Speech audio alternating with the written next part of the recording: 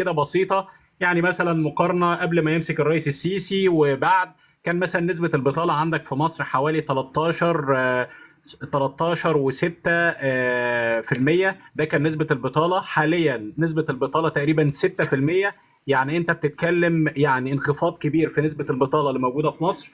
رقم اتنين برضو على المستوى الصحي، انت بتتكلم ان تم القضاء على فيروس سي في عهد الرئيس السيسي. انت بتتكلم ان مصر كانت اكبر دولة على مستوى العالم عندها فيروس سي. انت بتتكلم تم القضاء تماما على وباء اسمه فيروس سي في عهد الرئيس السيسي. كذلك برضو الفيديو بيتكلم عن جودة الطرق، واتكلم بتتكلم دلوقتي ان مصر رقم 18 على مستوى العالم في افضل والقضاء على العشوائيات يا استاذ خالد.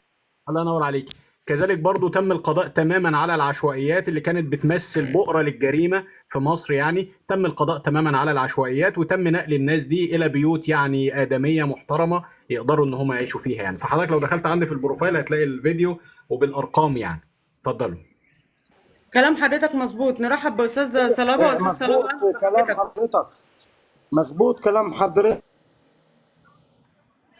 اتفضل يا استاذ صلابه، افتح الميوت من عند حضرتك. السلام اتفضل. عليكم.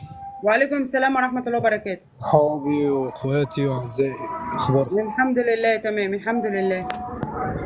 اتفضل.